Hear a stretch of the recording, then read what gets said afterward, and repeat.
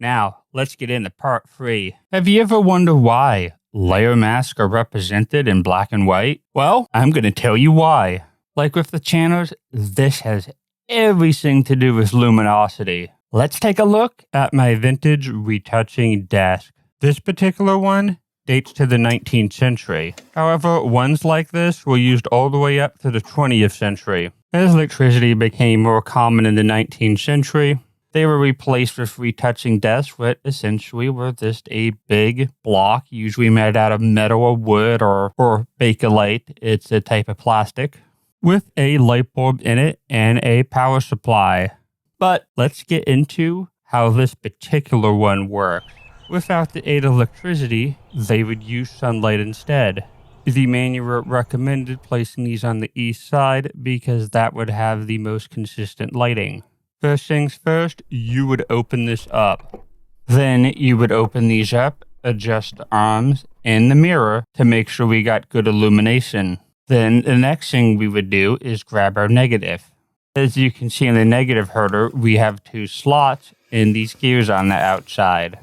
You would put the small negative in the small slot and the bigger negative in the bigger slot. Then you would use these gear teeth. You would move this negative holder to it properly fitted in the retouching desk. The top piece of wood is a sun hood. You would move this up and down. So once you position the sun hood, you are ready to start retouching. As well as there being glass negatives in the early days of photography, there were also metal negatives, and there were numerous different types of glass and metal negatives. This video is about photo editing and manipulation. There are countless types of different types of negatives that existed and countless different types of different photography processes that existed around this time. I'm just going to stick to exploring the photo editing side of this and not go into the different types of photography processes that existed at this time. All you need to know is that they had multiple different types of glass and metal negatives. Throughout the 19th and 20th century, many different types of negatives came and went. We already explored glass and metal, but there were others, paper and celluloid. These would be used to represent the broad different types of negatives that existed throughout the 19th and 20th century. The glass negatives were much more common because they had much better image quality, although the metal negatives were cheaper. Now a negative, as stated before, is different from a positive print. The dark parts of the negative will be white, while the light parts of the negative will be black. The big problem with the early processes, blemishes on the skin would be super prominent. Also, for example, somebody with blue eyes would come up with their eyes matching the right parts of their eyes because blue and white are captured at the same frequency range as white. The most common way of fixing these problems was to use a pencil. This is why we have a pencil tool in Photoshop. And to go with that pencil, we also have an eraser, just like you find on a regular pencil. A other method was using paint. They would use an eyedropper like this to pick out the paint, so it matched the area they wanted to paint over. And what do you know? Photoshop has a tool that looks exactly like this. Now, once they got their colors, they would not start painting yet. As you can see in Photoshop, I have many different brush controls. I can choose the size, the shape, and the hardness of the brush. I also had the ability to adjust how thick or thin the paint was on the brush. Using the fill, I can adjust how much paint is on my brush. That's why it's called the fill. With this, I can adjust how much paint is on the brush. The opacity controls how diluted the paint is, or in other words, how transparent the paint is. The higher the opacity value, the less transparent the paint is.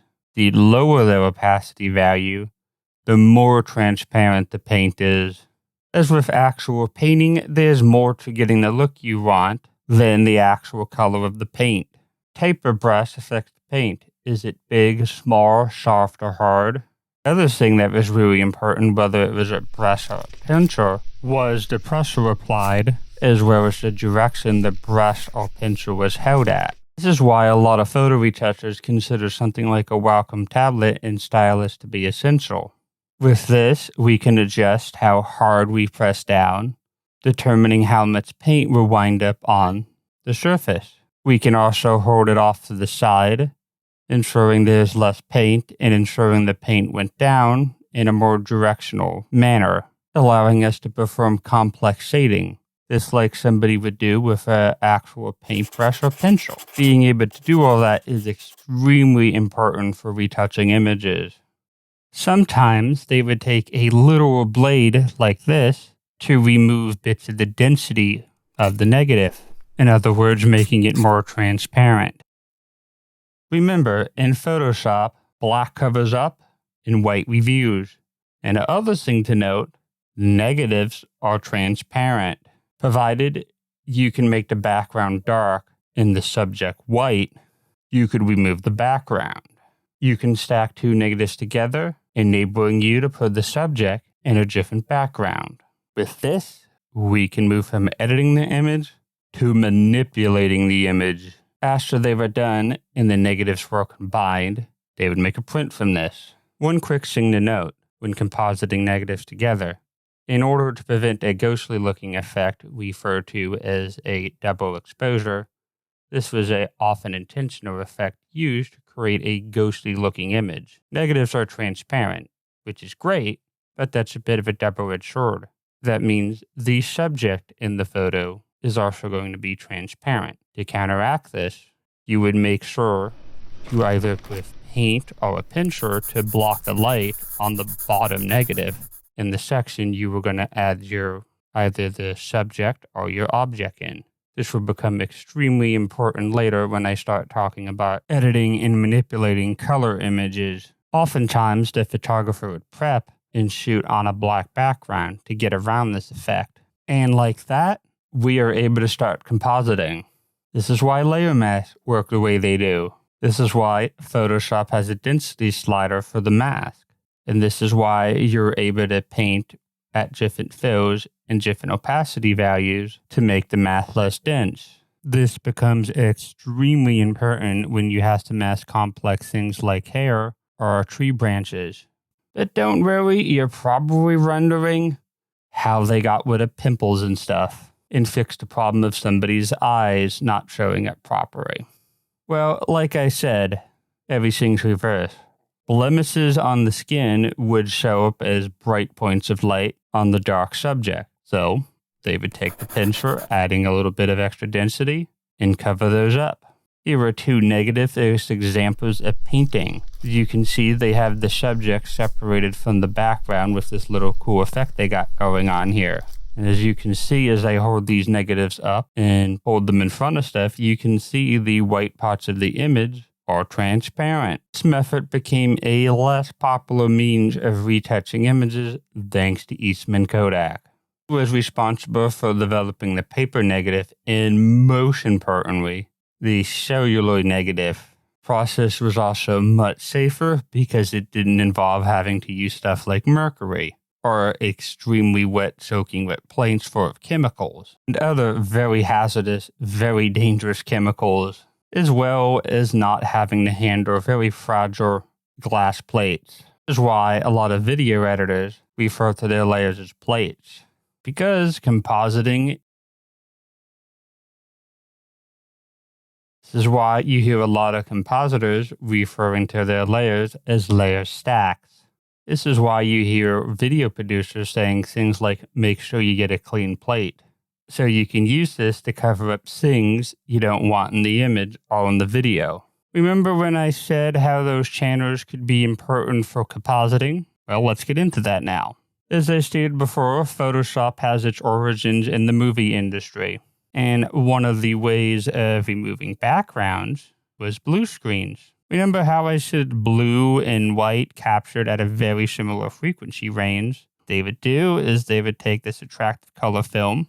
Using red, green, and blue filters, they would record a black and white image with the luminosity value for each of those channels.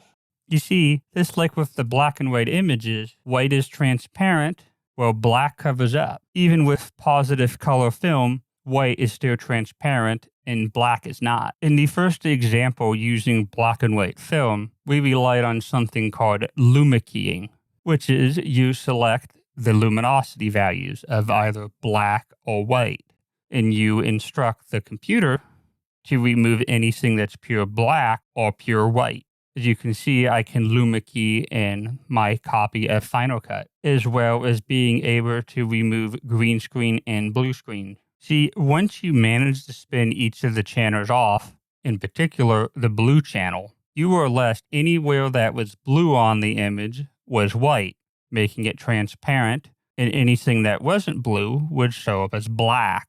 That transparency allowed you to put something behind that film.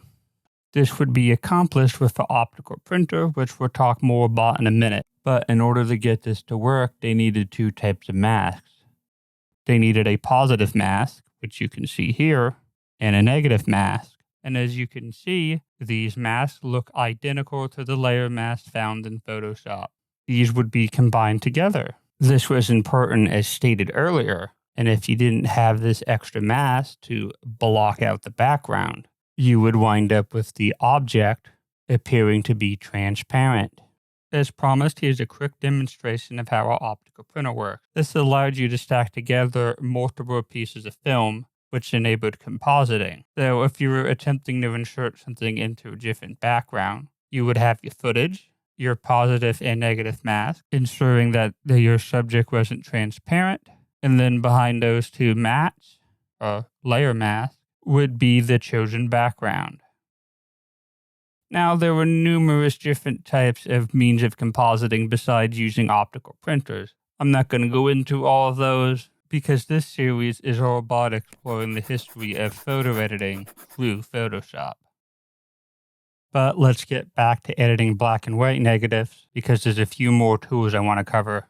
The celluloid negative had all the advantages of all the different negative types. It had the cheapness of the paper and mega negative, it had the flexibility of a paper negative, and it had the superior image quality to the glass negatives. With this mix of portability and durability and flexibility and ease of transport, it quickly overtook and surpassed all the other different types of negatives that existed.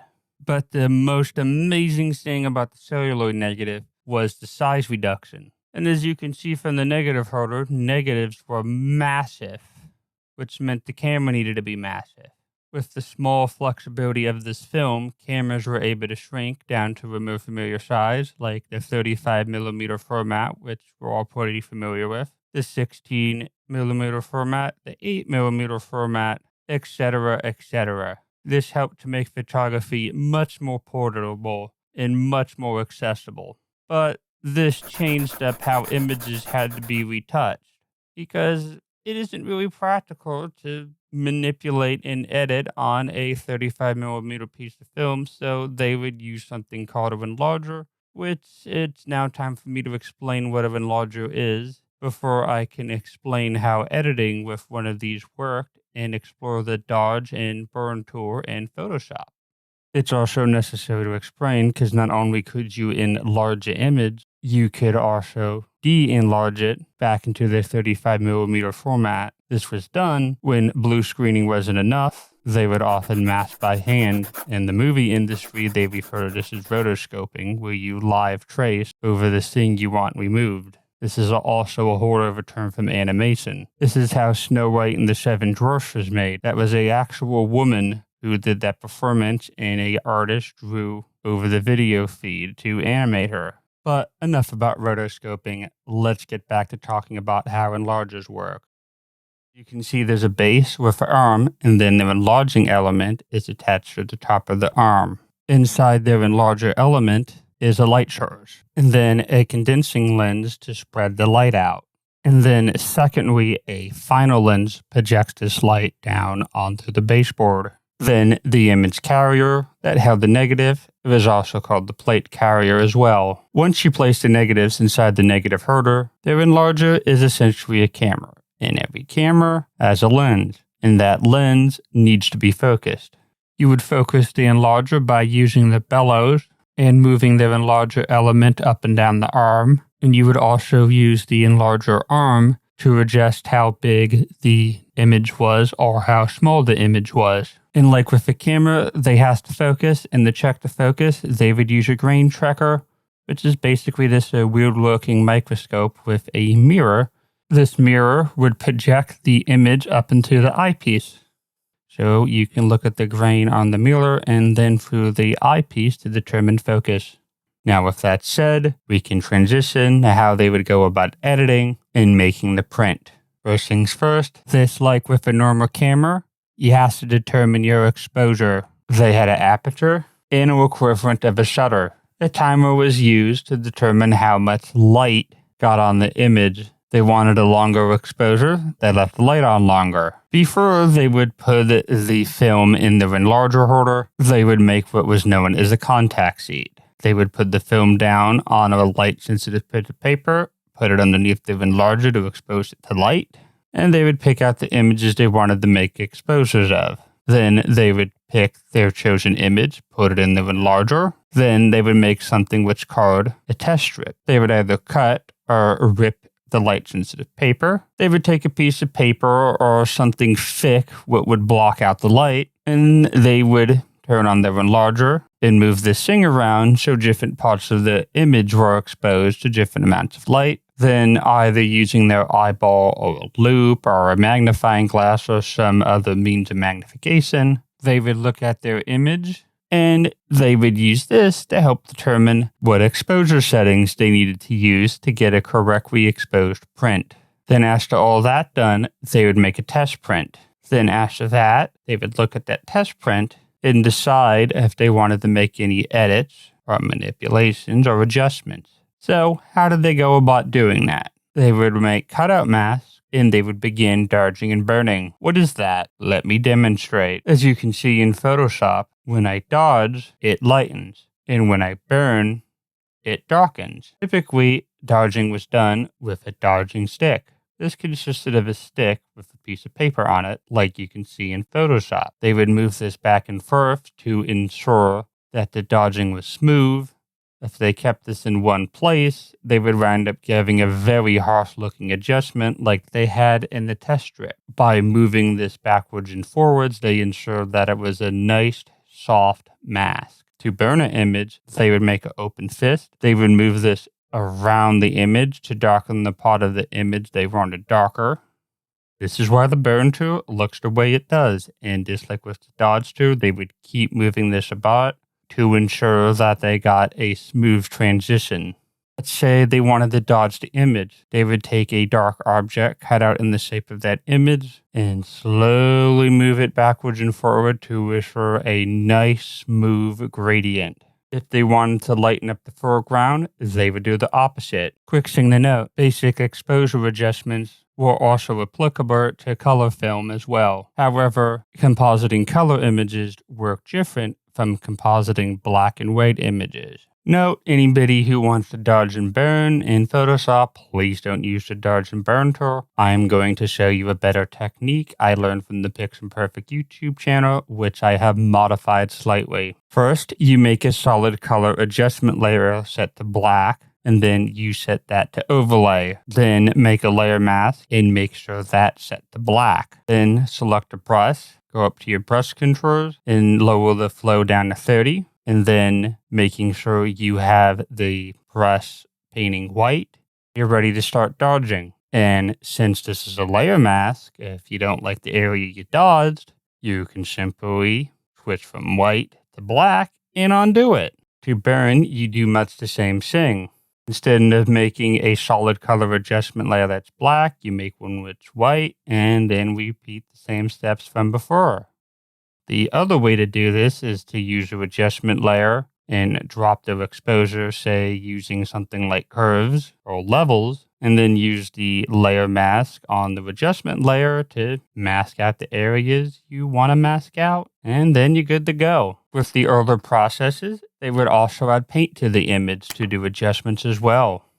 And remember, negatives are transparent, so they wanted to composite, they would stack multiple negatives inside the enlarger, ensuring the subject was black, while the background behind them was white. You could composite things together, and then you would dodge and burn to make sure the area was nice and smooth. This paint was a fantastic way of getting rid of skin blemishes or film dust. This is why your layer mask works the way it does, and why it's represented in grayscale, and why the alpha channel for the layer mask is also represented in grayscale. But what about color images for photography? Well, one of the downsides of actually doing compositing with color film was you couldn't use the dodge and burn technique to adjust your mask. You had to exclusively rely on your lighting. The common method of compositing was something called in-camera masking. This was basically luma keying. Instead of using an optical printer, which was designed to run multiple strips of film, this device held single pieces of film and worked in a very similar manner to the method we used for video compositing, except the exposure was completely done in camera. The drawback using this method is the same drawback with the blue screen method. There was no refining the mask after the fact. If you didn't get it right the first time, well, you were out of luck. That's not to say you couldn't add a mask in after the fact, but there was no way to refine and soften the edges of that mask. And oftentimes this worked out fine. Many filmmakers and photographers would often use a mask like this, even though it couldn't be refined. But if you got lucky and you were very careful, oftentimes the harsh edges were noticeable, like in this example. These rough masks are still used to this day to hide things like microphones or other things you don't want in the frame. The drawbacks to these techniques, besides not being able to refine the mask after the fact, is you had to be very careful with your subject in background. If there was any blue on the subject, you would wind up with bits of the subject disappearing when you went to composite it. Same thing using a black background. Now, what about the tool underneath the dodge and burn tool? The sponge tool. What about the blur tool and the smudge tool and the sharpen tool? We explained before, a lot of the main ways of editing and manipulating image was to employ a lot of the techniques that painters used. So you wanted to add more vibrance to the color, you would take the sponge and load it up with that color. If you wanted to decrease the vibrance of the color, you would take a dry sponge and use that sponge to absorb up some of that color, making it less vibrant. So let's say you wanted to add some blur with some directionality. Well, you would grab some paint, you would take your finger and smudge it around. Hence why the smudge tool looks the way it does. Also, a lot of the early processes before properly fixing the negative, as you can see looking at these negatives, the silver nitrate was not actually solidly properly affixed. It was possible to smudge it, giving a directionality to the blur as well. So they put a protective layer of varnish to prevent the image from being damaged. Now, why does the sharpen tool look like a triangle? Well, there's not really a satisfying explanation for this, other than to say that, there's already a razor blade tool in Photoshop and it already does something, and a triangle is pointy, so it's the symbol for sharpening. But please don't use that tool. You can use the sharpness filter in Photoshop with a smart object, but the best sharpening tool out there is something called Topaz Photo, which, as you can see here, the sharpening results are this superior. Now, what about the blur tool? Well, they would often apply drops of liquid on the image. This would wind up causing a blurring effect, which is why the blur tool looks like a giant drop of water, because they would literally drop water on top of the image, or paint. Oh, and by the way, if you needed to saturate an image, please don't use the sponge tool. Use the hue and saturation adjustment layer. It's non-destructive, and it works better. Well, this concludes the history of photo editing explored through Photoshop. Thank you for watching and staying here through this very long series. Once again, thank you for watching. If you want to support the channel, you can support me on PayPal, Redbubble, and Society6. And you can like and subscribe and turn the bell notification on, and you can follow me on Facebook and Instagram.